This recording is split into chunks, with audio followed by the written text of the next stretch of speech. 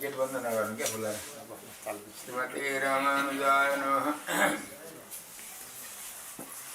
श्रीशैलेशदयापात्रं धीवग्ध्यादिगुणार्णवम् अत्यन्तप्रभणं वन्दे रम्यजामातरं मुनिं लक्ष्मीनाथसमारम्भां नाथयामुनमध्यमाम् अस्मदाचार्यपर्यन्तां वन्दे गुरुपरम्पराम्। यो नित्यमच्युतपदाम्बुजयुग्मरुक्म व्यामोहतस्तदितराणि तृणाय मेने अस्मद्गुरोर्भगवतोऽस्य दैकसिन्धोः रामानुजस्य चरणौ शरणं प्रपद्ये।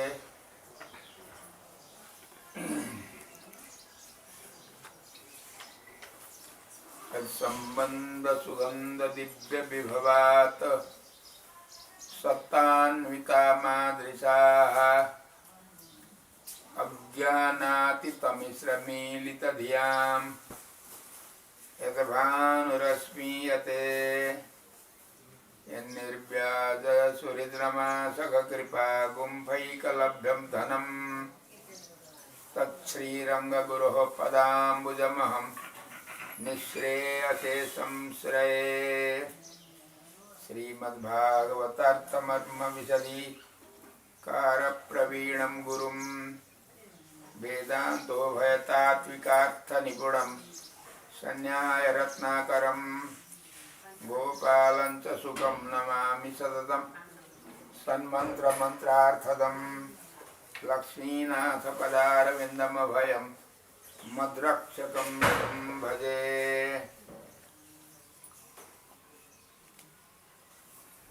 ज्ञानानन्दमयं देवं निर्मलस्फटिकाकृतिम् आधारं सर्वविद्यानां हयग्रीवमुपास्महे। श्री लक्ष्मी हरि वैकुण्ठनाथ भगवान को जय।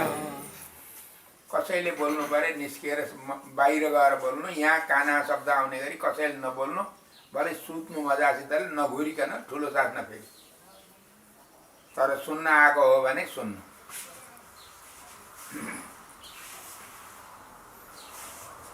आज हामी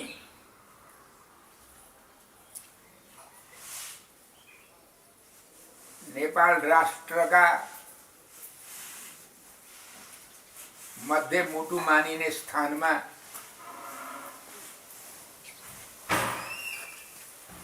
भगवान हरि भगवान की माताजी गण्डकी का तीरमा गोविंद भगवान को क्षेत्र हरि भगवान का क्षेत्र में हरि भगवान का सन्निधि में बसेर आज ब्रह्मोत्सव को हरि भगवान के ब्रह्मोत्सव को तृतीय दिवस हो। यो अवसर में हामीले कालक्षेप गर्नका लागि कालक्षेप भन्दै बुझिन्छ भन्न त बहुश्रुत हुँदै आएकाले नआएकाले बुझिँदैन भनेर त्यसको व्याख्या गर्नुपर्छ। त्यसको व्याख्या भनेको कथा। कालक्षेप भगवानका स्मरणका लागि हामीले टुटे फुटे दुई चार शब्दमा अब नयाँका ठाउँमा पुरानाको महत्त्व हुँदैन। यहाँहरूले सबैले जान्नुभएको छ, नौबती बाजा भन्छन्, बेण बाजा भन्छन्। यी सबैभन्दा राम्रा बजाउन जानेकाले बजाएका यिनै बाजाको मशक बाजाका तालमा गानका साथमा बाजा बजिरहेका बेलामा एउटा कुनै थोत्रा बुढाले आएर फाटिसकेको खिया परेको टिन ठटाउने हो भने कस्तो अभद्र देखिन्छ। सायद त्यस्तै त देखिएला यहाँ, तर देखे पनि किन भनेको वृद्ध शरीर पावर जस्तो आए पनि ग्लोबका अनुसार प्रकाश हुन्छ। बत्तीमा जसरी अचेलको बत्तीमा त्यस्तै भगवान हृदयमा सबका विराजमान भइबक्सिन्छ। उहाँबाट चेतनमा पावर आउँछ। तर त्यो चेतनबाट बैखरी हुनका लागि परापश्यन्ती मध्यमा भएर अनि बल्ल बैखरीमा प्रकट हुन्छ बाहिर मुखबाट। त्यो को हो त भन्दा भगवान नै हो। त्यो चाहिँ आत्मा हो। तर बुझेका हुन्नन् कसैले पनि। त त्यस्ताबाट निस्किन त्यो अभिव्यञ्जक जुन चाहिँ चिज हो त्यो अभिव्यञ्जकले चाहिँ बाहिर पुग्न दिन्छ कुरा। र अभिव्यञ्जक ठिक छ भने सबैलाई मनपर्दो कुरो सुनिन्छ, छैन भने मनपर्दो नसुन्नेला। तर विषय चाहिँ एउटै हुन्छ। रङ्गीचङ्गी रमाइलापट्टिको नभए पनि अथवा त्यसैमा सबैलाई भन्दा ठुलो रमाइलो लागे पनि नलागे पनि विषय चाहिँ एउटै हुन्छ। त्यस्तो विषय केही प्रारम्भ भगवानले गराइबस्दैछ। अब हाम्रा स्वामीजी आचार्यहरूले भनिबक्सिन् तो संकल्प करना अभी हमारा काम है, पूरा करना भगवान के हाथ में है। संकल्प भी भगवान ही कराते हैं तो पूरा वो भी वही करते हैं उहाँकै शब्दमा। त्यस्तै भगवानले यस्तै संकल्प गराएर प्रारम्भ गर्दै हुनुहुन्छ। हामीले कालक्षेप सुरु गर्दैछौँ यहाँबाट। यहीँ हरि भगवानका सन्निधिमा ब्रह्मोत्सवको अवसर छ यो। किनभने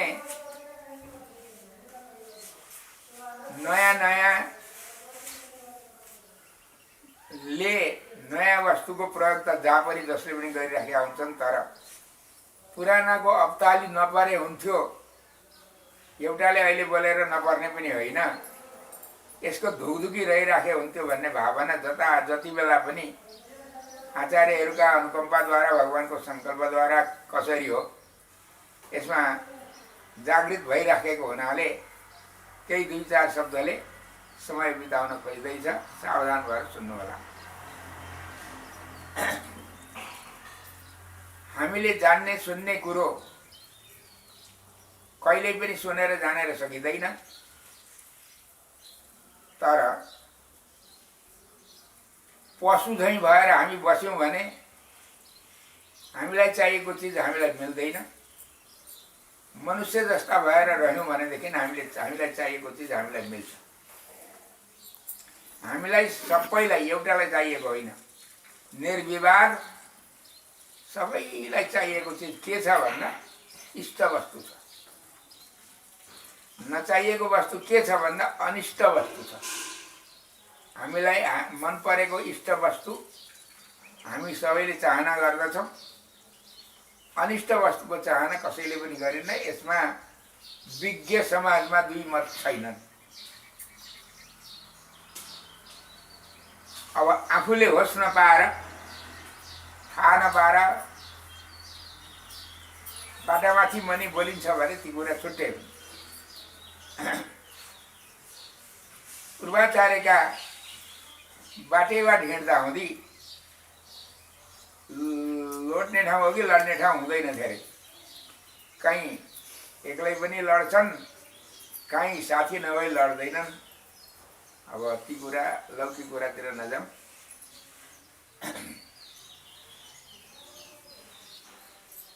हामीले नजानी नहुने नसुनी नहुने कुरा शास्त्रले बताइराखेका छन्। हाम्रो इष्ट वस्तु के हो? हाम्रो भनेको मनुष्य मात्रको नभएर प्राणी मात्रको इष्ट वस्तु के हो भन्दा सुख हो। यहाँ दुई मत छैन कसैको। सबैले सुख चाहना गर्छन्। अनिष्ट के हो? दुःख हो। दुःखको चाहना कसैले पनि गरिँदैन। सुखको चाहना सबैले गरिन्छ। तर सुख धेरै थरी हुन्छन्, दुःख पनि धेरै थरी हुन्छन्। साना सुख र साना दुःख, ठुला सुख र ठुला सुख। यसका निमित्त यो परिचय गर्न शास्त्र नै हाम्रो आधार, अरू केही पनि छैन। त्यो पनि आफैले ग्रन्थ देखेर टीका टुका देखेर त्यो अर्थ लाग्न गाह्रो पर्छ। परम्परा या अध्ययन गर्दै अनुष्ठानका साथमा अध्ययन गर्दै आएका आचार्यहरूका कृपाका अगाडि परियो भने ती वस्तुहरू हामीलाई प्राप्त हुन्छन्। त्यो शास्त्र भनेको के हो? हामीलाई चाहिएको सबैभन्दा हाम्रो बानी कस्तो छ? राम्रो पायौँ भने नराम्रोलाई छोडिदिन्छौँ, आफूले सम्झिन सकेसम्मको राम्रो पायौँ भने नराम्रोलाई छोडिदिन्छौँ, राम्रो पक्रिन्छौँ। अर्को बानी, धेरै पाएपछि हामीलाई थोरैमा सन्तोष गरेर बन्न सक्दैनौँ। धेरै मिल्छ भने त्यो थोरैले सन्तोष हुँदैन, हामीलाई असन्तोषी बानी छ। तर यसैलाई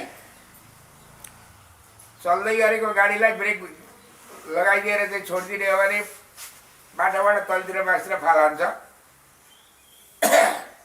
त्यस्तै चाहिँ जथाभावी नलगाउनका निमित्त, त्यसलाई मोड्नका निमित्त आचार्यहरूका श्रीमुखद्वारा हामीले श्रवण गर्नुपर्दछ। श्रवण गर्नुपर्दा पहिले श्रवण गर्ने के हो भन्दा सबैले भन्छन् श्रीमद् भागवत गीता भजनकामा पनि सबैले जानेका छन्, हरेक कुरामा सबैले जानेका छन्, हामीले गर्छौँ भन्छौँ पनि। तर गाएर मात्रै हुँदैन, होइन, हुन त अलिअलि हुन खोज्छ तर हुँदैन, सम्झिएको हुनुपर्छ। कतिपय कुरा बोलेर मात्रै फल मिल्छ भने कति कुरा सम्झेर मात्रै फल मिल्छ। ठुलो सुख भनेको के चिज हो? त्यो चाहिँ सम्झेर मात्रै मिल्छ। खेती गर्न गाह्रो कति पनि छैन, साह्रै सजिलो छ। त्यसलाई बताउने शास्त्र भनेको के हो?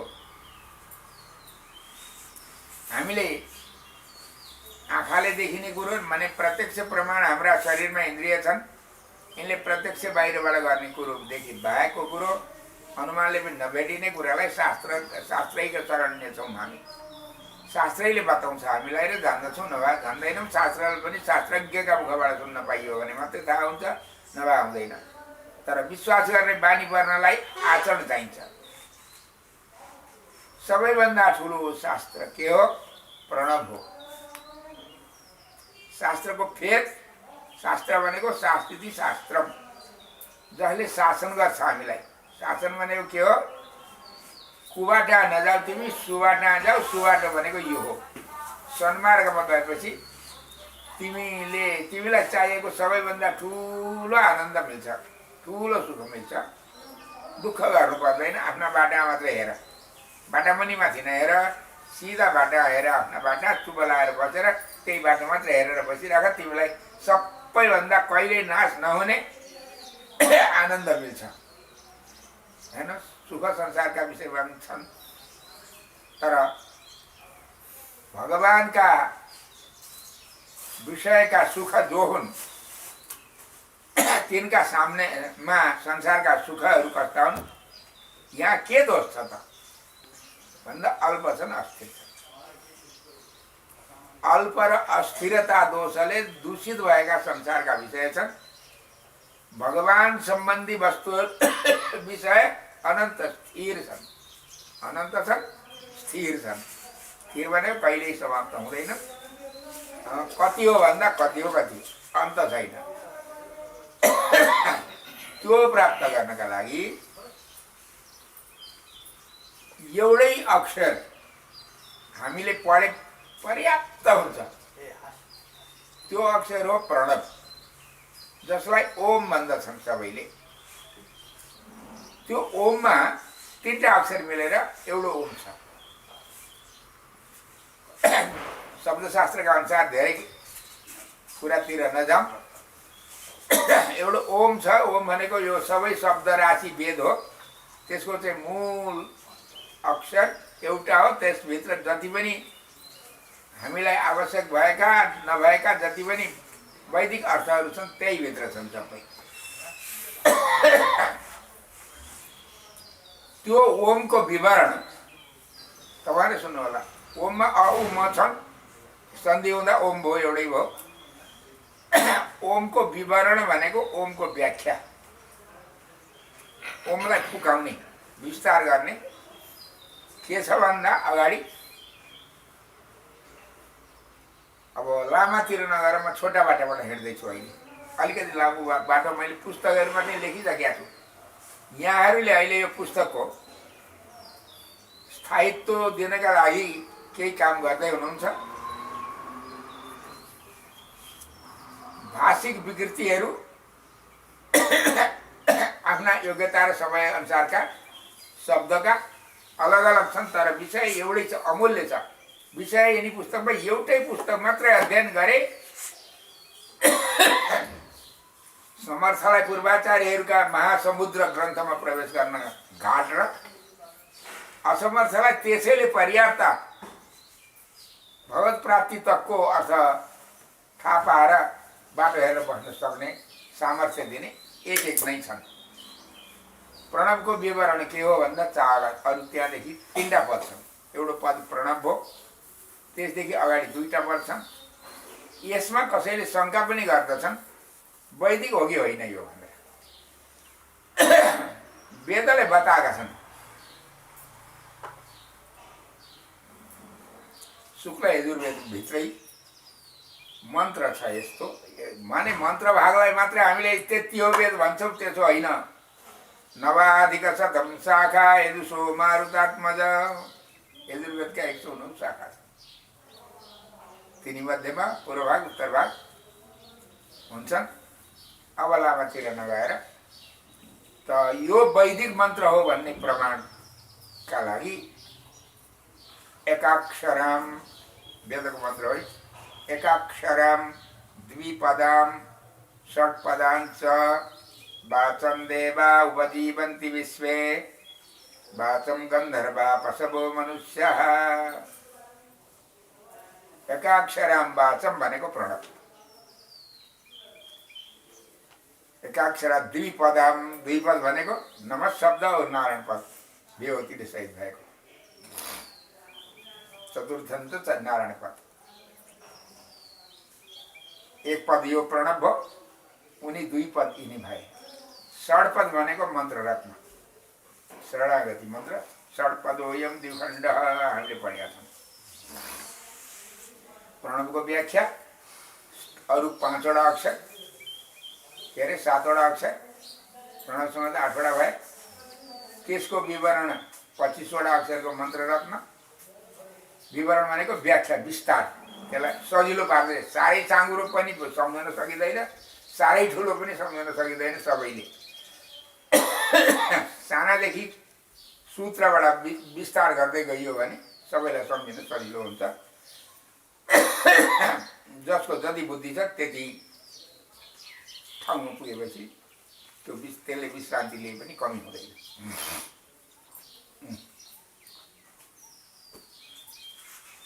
तपाईँ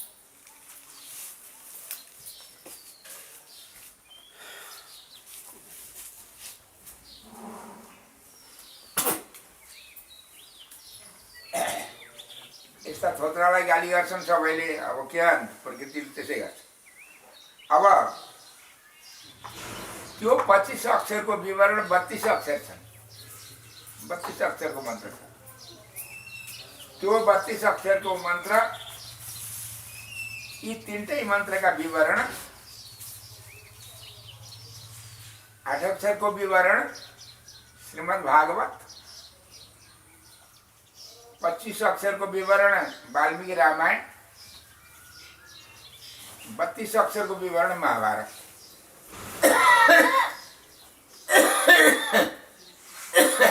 यसको आधार के त भन्दा पूर्वाचार्यका श्री सूक्तिहरू नै आधार छन्।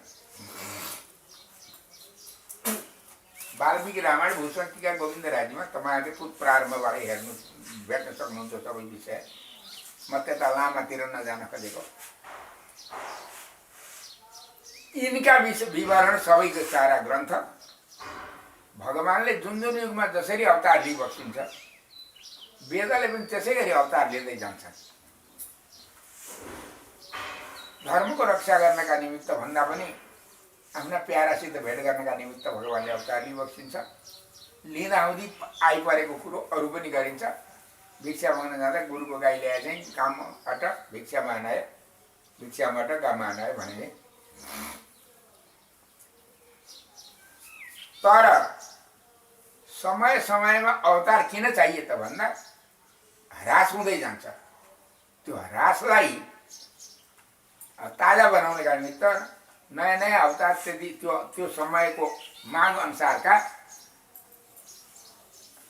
भाषा उपदेश आचरणद्वारा त्यसलाई स्थायित्व दिँदै नवीकरण गर्दै जसरी सम्झिन्छन् त्यसरी भगवानको अवतार जसरी हुन्छ त्यस्तै गरी वेदका अवतार। कलियुग आयो अगाडि, ब्राह्मण युग, सत्ययुग, क्षत्रियुग, त्रेता, वैश्ययुग, द्वापर, चतुर्थ वर्णको कलियुग। जस्ता युग त्यस्तै भगवानले अवतार लिएर कलियुगका मन्दवती भएकालाई आजै हामीले देखेका छौँ संस्कृत भाषा चाहिँ टाढा भएको छ। हाम्रो भाषा असली के हो? हाम्रो भाषा संस्कृत भाषा हो। अस्ति अकबर बादशाहका जमाना भन्दा पहिले संस्कृत बोल्थे सबैले। राष्ट्रभाषा विश्वभाषा संस्कृत थियो भने अब चाहिँ संस्कृत त माने अध्ययन गर्दै छोडिसक्न लागे भने पनि हुन्छ, अलिअलि धुकधुकी छ। त भाषाको गौरव भयो, विषय सम्झिने गौरव भयो। कलियुगमा भगवानले अवतार लिएर तिनी वेदलाई फेरि अर्को अवतार गर्नुभयो। ती अघिका प्रणवदेखि विस्तार हुँदै आएका जति ग्रन्थ थिए अनन्तावै वेदा, तिनीलाई सबै अनन्त त कसैले अध्ययन गर्न सक्दैन। आवश्यक भएको वस्तु जुन कुरो नजानिकन जीवलाई कल्याण हुँदैन थियो त्यो कुरो जनाउनका निमित्त भगवानले अवतार लिइबक्स्यो, आलवारको अवतार लिइबक्स्यो र कलियुगमा सजिलो गरी सम्झिन। भाषा यद्यपि देशान्तर गरेर अप्ठ्यारो छ हामीलाई, तमिल भाषा संस्कृतभन्दा हामीलाई धेरै अप्ठ्यारो हुन्छ, तर उहाँकालाई सजिलो हो नि त। भाषा पढ्न अप्ठ्यारो सजिलो जेसुकै होस्, विषय सम्झिन सजिलो छ। यहाँ अलिकति द्राविड प्राणायामका ढङ्गले बताएको छ संस्कृतमा, अलिकति भने प्राचीन शैलीले भने त्यहाँ सजिलो गरी बताएको छ। कसरी सजिलो छ त? यिनी संस्कृतका वेदान्तका ग्रन्थमा तत्त्वयुक्त पुरुषार्थको वर्णन जसरी बताइएको छ, योभन्दा धेरै सजिलो कसरी छ भनेर कसैले जान्न खोज्दछौँ हामीले भने यसैका भित्र बसेर हाम्रा भगवानले लेखिबक्सेको छ। आचार्यका आज्ञा अनुसार श्री रामानुज सठारी हृदय नामको एउटा सानो पुस्तक थियो। त्यो पुस्तक मात्रै हेरे गुणग्राहीलाई पर्याप्त छ। यसरी सजिलो रहेछ। यी संस्कृत ग्रन्थमा भन्दा त्यहाँ सम्झिन यसरी सजिलो रहेछ भन्ने कुरो हामीले थाहा पाइन्छ। र यिनी अनन्त वेदहरूलाई सबैलाई समेटेर भएका अहिलेका युगमा हामीलाई उपकार गर्ने ग्रन्थहरूका मध्येमा सबैभन्दा मूर्धन्य ग्रन्थ के छन्? अहिले हामीलाई वाल्मीकि रामायण, श्रीमद् भागवत, महाभारत, दिव्य प्रबन्ध, त्यसमा पनि सहस्रगीति, नाच्यार तिरुमोली, तिरुप्पावै, यी मूर्धन्य छन्। यिनी सबैको सारांश यिनी ग्रन्थ तब लाग्छन् जब हामीले प्रस्थानत्रयी अध्ययन गर्छौँ। न्याय र व्याकरण आदि शास्त्रका साथमा, शास्त्र भन्ने के हो त्यसका साथमा प्रस्थानत्रयीको अध्ययन हामीले जब गर्छौँ अनि सजिलो हुन्छ तिनी सबै सम्झन। नभए जत्रोको भाँडो छ त्यत्रै आँटा हुन्छ, त्यतिकै हो। अब प्रस्थानत्रयीका मध्येमा प्रस्थानत्रयी भनेका तीनटा के? गीता, उपनिषद, ब्रह्मसूत्र। यिनलाई सहयोग दिने इतिहास पुराणाभ्याम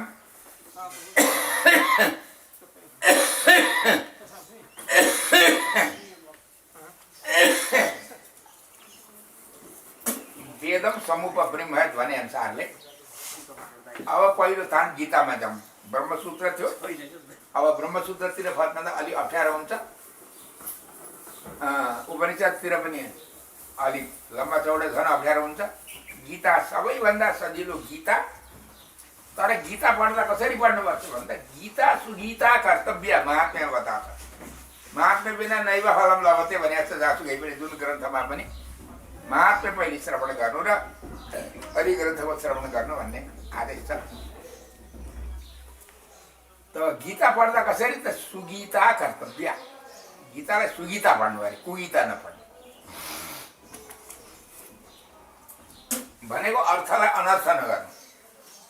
कसरी पढ्दा सुगीता हुन्छ? आफूले टीका हजारौं जतिसुकै टीका हुन्, टीका मात्रै देखेर कहीँ लुकेर छिपेर साना हुना गाराले गारा परिबसेर गाराले सानो हुना गाराले गारा परिबसेर छेलिएर कहीँबाट लुकेर प्रच्छन्न रूपले सिकेका ज्ञानले विषयबोध हुँदैन। त्यो ज्ञानै हुन पर्यो। प्रत्यक्ष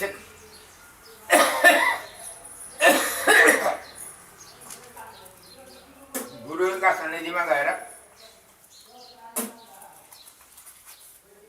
जसरी हामीले मन थाप्नु पर्छ, कान थाप्नु भन्छन् अरूले, कान थापेर सुनिँदैन, मन थाप्नुपर्छ अनि कानबाट मनलाई त्यहाँ सम्बन्ध हुन दिनुपर्छ अनि बल्ल श्रवण गरिन्छ। हामीले यसरी श्रवण गर्नुपर्दा इतिहासका साथमा 1.25 लाख ग्रन्थको सारांश 700 श्लोक गीतामा छन्।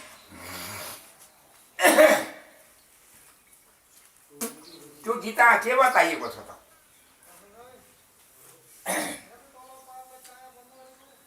स्वधर्म ज्ञान वैराग्य, स्वधर्म ज्ञान वैराग्य साध्य भक्तेक गोचरः नारायण परम ब्रह्म गीता शास्त्रे समीरितः। अब यस श्लोकको व्याख्या गर्दा हुँदै 18 दिनमा व्याख्या सकिँदैन। हामी जस्ता मन्दमतीले भन्दा उतिखेर पाठ गरिदिँदा संस्कृत भाव भइहाल्छ, यहाँ त हुँदैन नि त। अझ कति दृष्टान्त चाहिन्छन् त्यता नभएर गीतामा कसको वर्णन छ त भन्दा नारायण परम ब्रह्म गीता शास्त्रे समीरित। परब्रह्म नारायणको वर्णन छ गीतामा। नारायण भने कस्तो छ? कस्तो नारायण? कसले बतायो?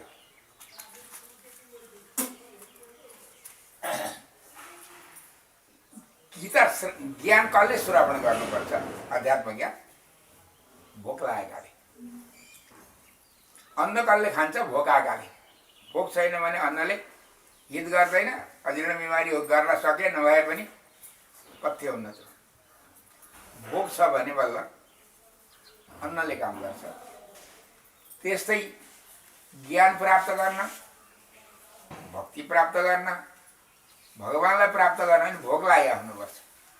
भोक लाग्यो भने भेटिन्छ भोजन, खोजी गरिन्छ र भोक लागेन भने भेटिँदैन। भेटे पनि मिठो हुन्न। भोक मिठो कि भोजन मिठो भन्ने त आहा नै सार्न।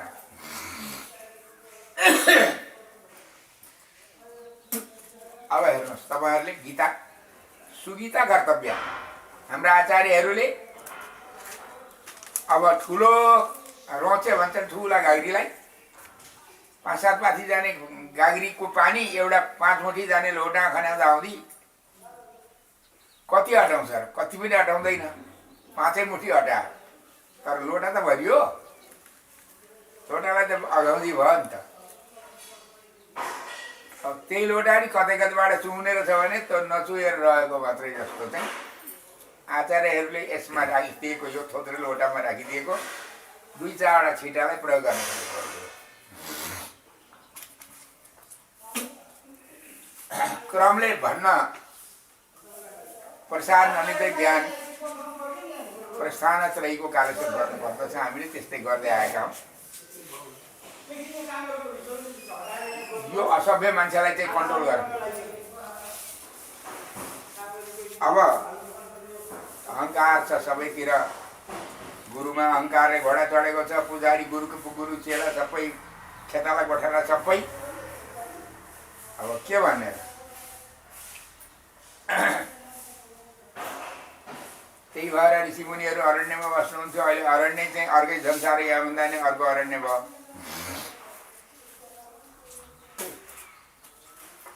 अब म गीता सुरु गर्दैछु। सुरुबाट नभएर हिजो धर्मक्षेत्रको सङ्केत गरियो। हाम्रा केशवाचार्य स्वामीजी हुनुहुन्छ यहाँ, राम्रा जिज्ञासु हुनुहुन्छ। उहाँलाई नै तँ बुढो भइहालिस्, पेसेन्ट लागिस्, म तन्देरी छु, यस्ता बुढा भाकालाई मैले केही सम्झाउनु पर्यो, सम्झाउन कोसिस गर्न भनेर हिजो उहाँको आज्ञा भयो र अनि बुढाले सम्झिन कोसिस गरे।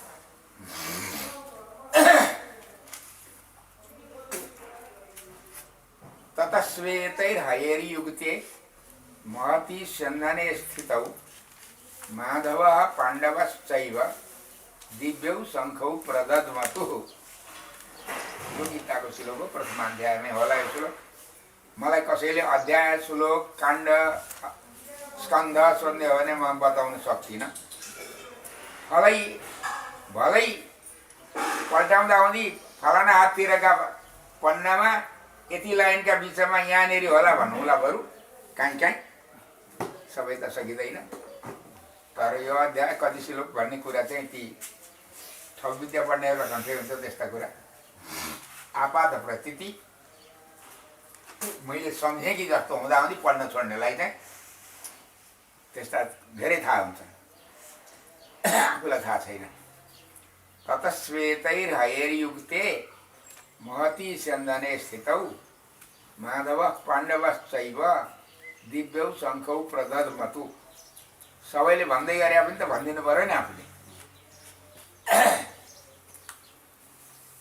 सेता चाडा घोडा थिए, तिनका नाम पनि यहाँ लेखिदिएको छैन, वरपरबाट जानिन्छ। शैव सुग्रीव मेघ पुष्प बलाहक, भगवानका घोडा। तत श्वेतैर्हयैर्युक्ते, चाडा घोडा रहेछन्, क्याएर बग्गी रहेछ।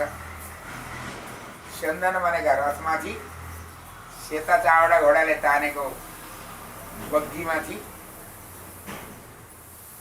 दुईटा बसिया थिए, पाण्डव र के अरे तत श्वेतैर्हयैर्युक्ते महती स्यन्दने। महती भनेको ठुलो, स्यन्दन भनेको रथमा स्थितौ बसेका माधव पाण्डवश्च, माधव र लक्ष्मीको पति र पाण्डुको छोरो दुईजना बसेका रहेछन् त्यहाँ माथि। ती दुईटाले के गरे त आफ्नो आफ्नो सङ्घ पुगे। देवदत्तम धनञ्जय हरि पञ्चजन्यम ऋषिकेश।